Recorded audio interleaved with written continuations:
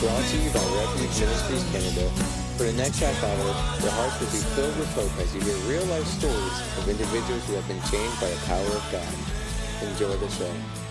Welcome to Refuge Freedom Stories. I'm your host, Johnny T, and today my guest is Mr. Whiskey.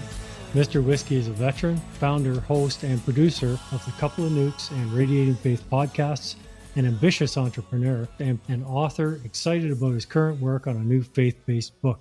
Mr. Whiskey, welcome to the show. Right. Thank you for having me. And I appreciate the flattery there. Yeah, I am ambitious for sure. And I am excited about the book. You know, I never expected to be an author, let alone I've already published 9 books. I've got about 4 coming out this year. And that was, God's plan. Like, he had a hidden talent in me that I never knew existed. And he put a situation in my life, and it was actually literature class in middle school. It was just a prompt right at the beginning of a book to practice like cooking an audience. And what I wrote, I was like, I kind of like this. Let's expand upon it. That became a manuscript, and I've got over about 80 manuscripts started right now. And before I die, I'd like to publish all of them. So, God has everything planned out, and I had never written anything before. And now each year I publish about 1 to 3 books. So all the praise to him. Yeah, that's amazing. 80 books. You're still young. You got lots of time left, but get writing. Yeah. Time flies. It goes by pretty quickly. That's for sure. I've learned that in life. So your walk of faith, let's talk about that. You talk about God, and I know he's first and foremost in your life, but how did you get to that point? How did that really become a revelation for you that you needed to center your life upon God? Wow, how much time do you have? It's quite the complicated story, but also very simple. And one of the things I've emphasized on both my shows a lot is we are representations of the faith we're a part of. We're a representation of our family, our school, our sports, our community, and of God. So the issue with human beings is we will take a single representative and then just label the whole organization based on that. And so a lot of people have lost the faith or became non-believers or never wanted to believe because of their experience with the church, with people they met who are of the faith. And I was one of those people. I preach this all the time, but it's always to adults. I have young adults listening to my show, but I don't have children. And I know as a father, that's what I want to emphasize to my children is to work on their individual relationship with God first. And I didn't have that growing up. I actually went to a private Catholic school, and it was a corrupted one. It was about money. It was about, discipline, but not about God. They were giving us grades based on our behavior in church and how much they felt that we learned from the scripture verse of the day, which we all grow at a different rate, and how God speaks to us is different, and that angered me. That was an anger I had, that how are you going to grade me on my relationship with God? That is something so personal that can't be graded, And so I also had a controlling, tyrannic, narcissistic father who ruled our household with fear and financial bondage and control, and he weaponized religion. I have had some awful biblical confrontations with him where his belief is that I'm the Antichrist, his son, and he's the devil, And so it has traumatized me. There are still a lot of times where I have his voice in my head telling me that I'm the Antichrist.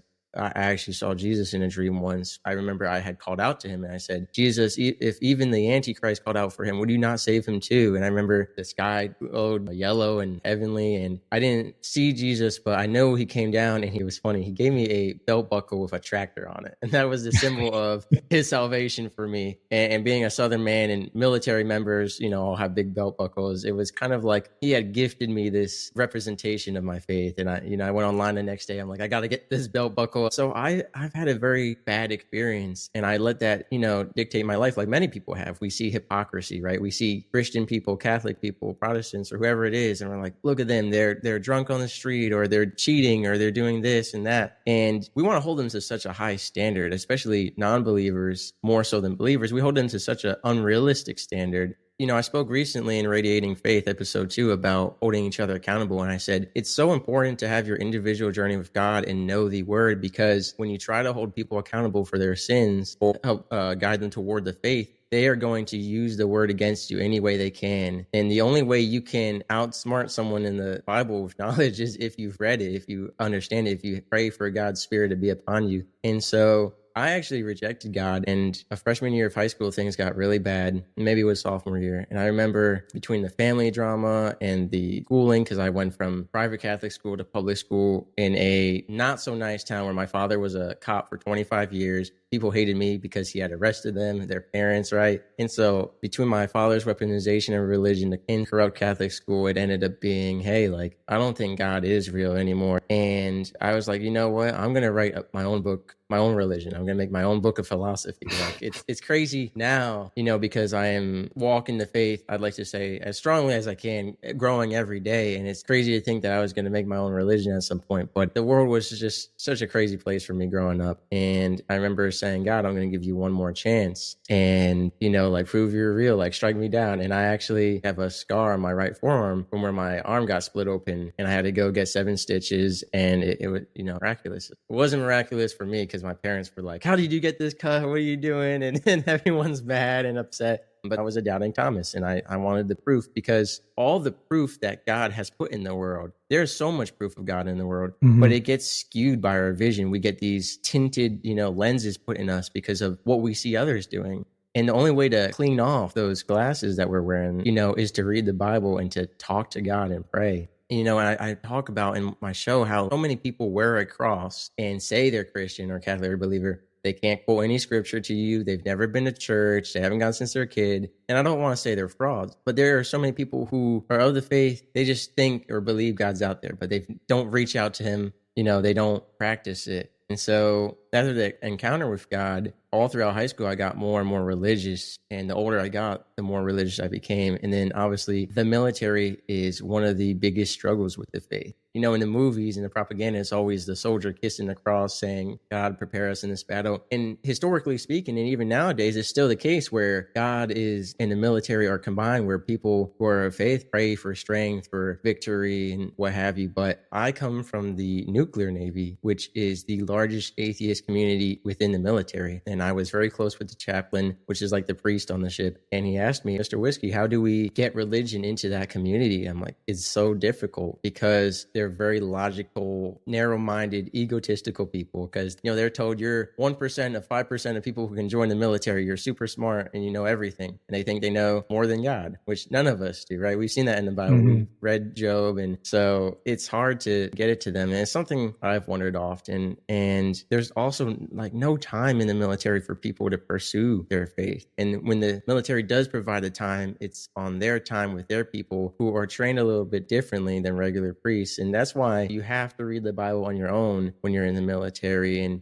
you have to make that time to pray. Yeah, of course. And one of the first things that I want to say is thank you for your service. It's much appreciated. Veterans have a soft spot in my heart, so thank you so much for that. Of course. And I always feel unworthy of that because I got out early due to medical issues, and I am very patriotic. And there's a part of me that, wishes I had gone to the front lines. And the military just wasn't what, watching all these old war movies and everything. And when you grow up hearing all these stories that are so awesome, it's like, and then you get there and it's like a day job / school, and it's like not at all what you expect. And obviously everyone in the military plays an important part. But I appreciate the thanks. And, I wish I could have done more, and I want to do more. And I think on the civilian side, I'm trying to do what I can to give back to the community. And I'm so thankful to all the veterans out there and all the programs giving back to the veterans in the active duty military, because I do feel like they're very neglected. And I have a lot of people come on my show, and it's like the military kind of just left them behind or took everything from them, whether they stayed in the whole time or not. And so it's tragic. And I'm working with God on what I'm supposed to do with my experience and everyone else's experience. And I know he has a plan for me. A lot of people have prophesized me being a speaker or a life coach or going on TV and doing bigger, better things. And I know I just want to be in a place where I can really host programs and meetups for military members and have sessions where we can talk and create a safe space. And especially religious side, you set up military prayer groups or military prayer retreats or something like that. Yeah, that's definitely a worthy pursuit. You said that when you're in the military, you had this sort of bigger vision of what you thought it might be compared to the reality of your experience there. And I think that's very similar in a lot of cases to people's walk with God, whether they know him from being a child or whether they first come to embrace him. And I agree 100% that it's through our study of the Word, the Bible, and prayer where we come into that relationship with him, and the vision of God really does start to match our expectations, because God is so much bigger than anything we can face in life. And it's so important that we don't minimize him when we're faced with huge mountains or obstacles to overcome. Do you agree with that? I do. Actually, what you're saying is so correct, because people say, all right, if God's real, I want all these miracles that I've read about and heard about at Vacation Bible School in the church, Old Testament this, Jesus bringing back the dead that. And miracles do exist. I have been contemplating writing a book about how the small blessings add up. And I said, there are so many blessings each and every day that we don't think about. And I think I look around at the world we live today, and there are so many miracles. People just don't keep track of them anymore. There's just too many to keep track of. And I agree 100%. People get this like glorious grand vision of what and who God is,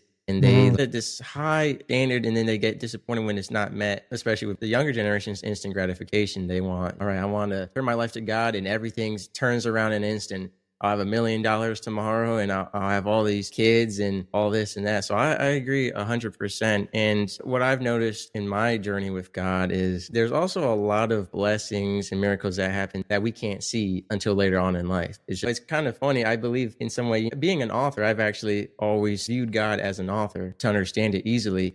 We live chapter by chapter. God knows the whole story, right? He's written it end to end, reread it, edited it 100 times, And so it's not until we're further on in the book and we look back on all the chapters, we're like, oh, wow, that's why this happened. That's why this happened. And one of my favorite quotes was always like, God removed someone from your life because he heard conversations and saw things that you didn't, And I got asked a question once, because I always preach that everything happens for a reason, that God has a plan, not my ways, not my plans, his plans. And an atheist countered me. They were like, well, Mr. Whiskey, is there a reason for everything? Or do humans just find a reason for everything? Are we just justifiers? And that question sat with me for a long time. That actually shook my faith, to be honest. My faith has been shaken a couple times by a few things, usually events, never by just a few words from a person, but that shook me. But I look back at my life and I'm like, no, there is God. You're not going to get me. That was a good question. And maybe if I hadn't lived through the things I've lived through and been studied in the word and praying as much as I have, it would have gotten me. But, everything does truly happen for a reason. And I've seen it. People just have to be patient with God. And I think having that skewed image of him or what religion is going to be creates this impatience. Same thing with church. People have their ideas about what church is based on what they've heard people say or TV and stuff. Church isn't for everyone at the end of the day. I think community is important. It is so important for maintaining faith. Like I said, holding each other accountable, our successes, our failures, and studying the word together.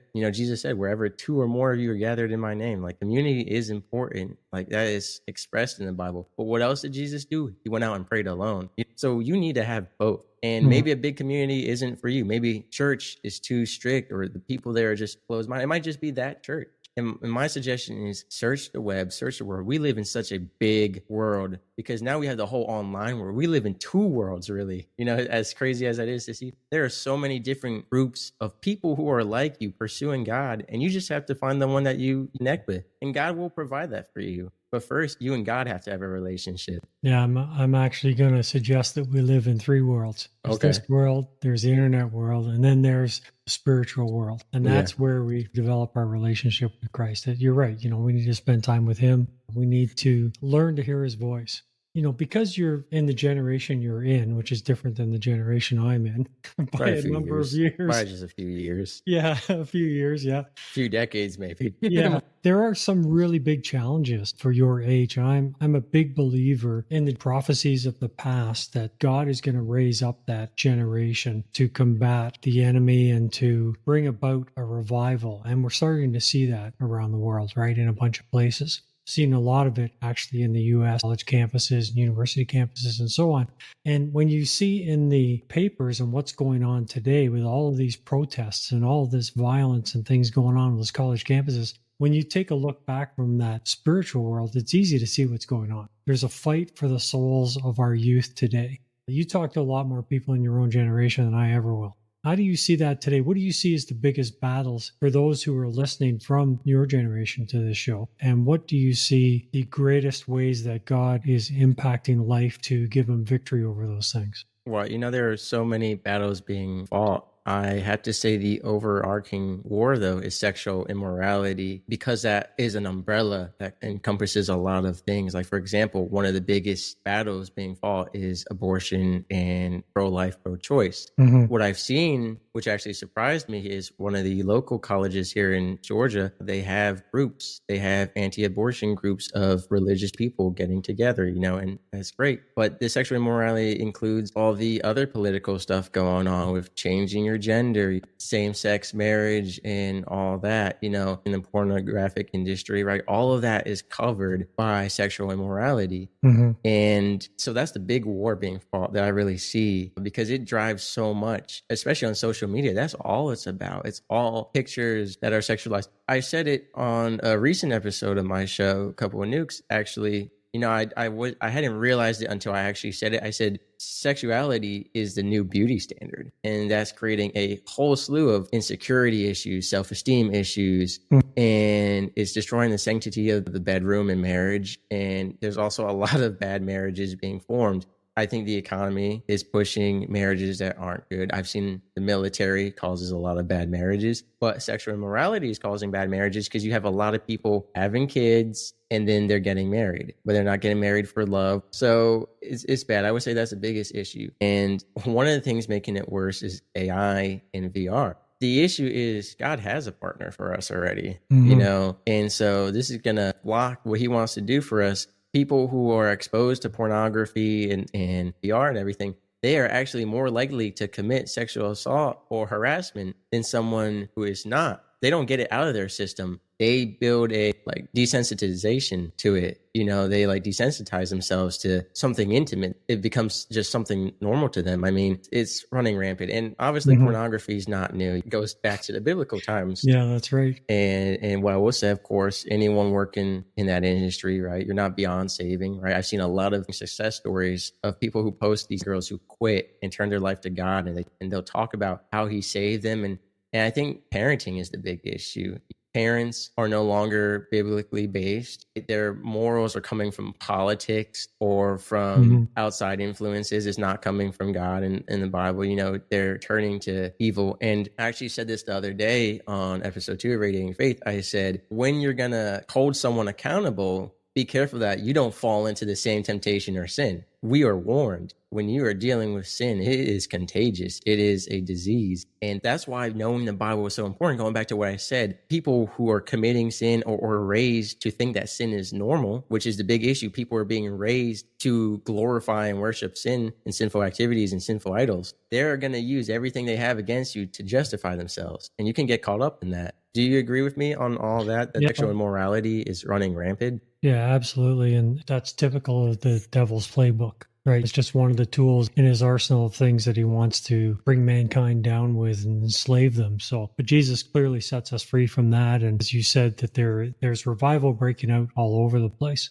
So let's talk about quickly, where can people find your podcasts and where can they find your books? Yeah, so my podcasts, I distribute through Buzzsprout, so they're available pretty much anywhere you get your podcast. They're on 17 different directories. Couple of Nukes is on YouTube. I'm working on getting Radiating Faith on YouTube and Instagram. Again, that's a newer project of mine, but I'm really excited for it. Couple of years ago, I had tried becoming a preacher and I just didn't have the skills or knowledge. It wasn't yet my time, but in God's good time. And so I think Radiating Faith and podcasting, part of that was getting me tools and knowledge to be able to preach. Yeah, a modern preacher, right? I'm not a priest. I'm not trained in any way, but I do want to spread God's word. And so also I have my website, which is great to find all my episodes categorized, whether you want to hear about Army stories or Navy or life advice, so that's great. And there is an app called Owl, and you can actually call me on that. And I specialize in talking about suicide intervention, those difficult conversations, military lifestyle, identity, and then religion. So I also have main form of communication, coupleofnukes@gmail.com. That's coupleofnukes@gmail.com. You can email me if you want to be on any of my shows or have any suggestions. I'm always open to talking to people. And same for Radiating Faith. I use the same email for that. So if you want to be on that show, and I know Johnny's going to be on that show for sure one day to talk about some religious stuff. So it's going to be a good time, but I'm looking forward to the future. Cool. That's great. Awesome things ahead for you, my friend. So, last question. What's the one thing you would tell people about God? You know, it's funny because you and I discussed this on my show, and then I forgot that you asked that. As we sat down to record today, I was thinking, I was like, man, he's going to ask me that question. And I forgot that he and I had the same answer. I wanted to change it, but I've been thinking about it, especially lately with everything going on. But my answer is still the same. It's been the same since I got my arm cut open, which I hate to say that because then it sounds like I'm shallow. I'm only a believer because of that. But there's been so many other things in my life. And so God is real, you know. And one of the few things I want to cover on Radiating Faith are these scientific discoveries lately. People are scared to merge science and religion, but science is directly related to God. In fact, science is continually proving that God exists, not that he doesn't exist. People have it backwards. Yeah. And so Yeah. God is real. And I'm currently going through all the scientific proof, but just the events in my life. And I call them genie prayers. I stole that from the TV show Blackish, from the grandma. She said, a lot of people have genie prayers. Well, they'll only pray to God if they need something. Lord, please help me get this or that. Lord, a snow day, you know, whatever it is. And I've had a few of those answered, but there are much bigger things in my life, events. And I think the proof of God is in what we don't ask for, what we don't know we need, because he is just so many levels beyond us. But I would say God is real. And you know what? He's just waiting. Like Jesus said, I will knock at the door, but I won't intrude on you. You know, you have to invite me in, and God is waiting for us. You know, we just have to go find him. And once you find him, once you open up that door and start talking to him, ladies and gentlemen, all this proof that I'm talking about that I've witnessed in my life, it'll be so much easier to see all that. Like I said, we live life through these skewed lenses, these dirty lenses. And until you have that relationship with God, you're never going to see the proof properly. So get out there, read the Bible, reach out to God, and you will find that he is indeed real. And once you know he is real and that faith grows in your heart, greater and greater things will happen every day. You will have more and more blessings. I always like to say, my cup overfloweth with blessings. And so I'll leave everyone with that. Hey, man, that's a great way to end the show. Well, thanks so much for being here. It's been a blast talking to you, and looking forward to all that God has for you in your life. Thank you for having me.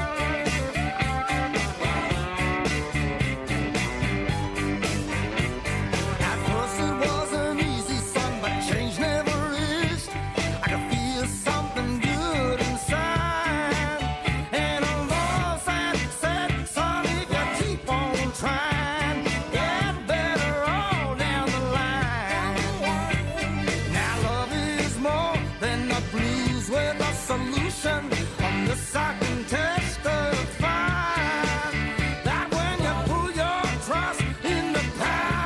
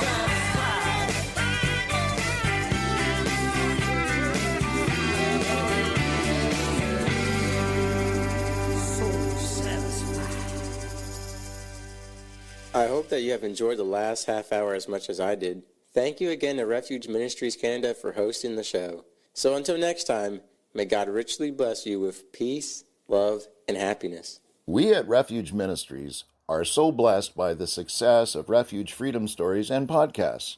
In addition, we focus on youth prison ministry, release kits, and many other diverse outreaches to the needs of our community. As a nonprofit, there are many costs involved, however, and we are asking for your support. Financial gifts can be made via our website at www.refugeministriescanada.com or by calling 519-701-0108. Your giving makes this work possible, and we thank you in advance for your support. That's 519-701-0108. God bless you.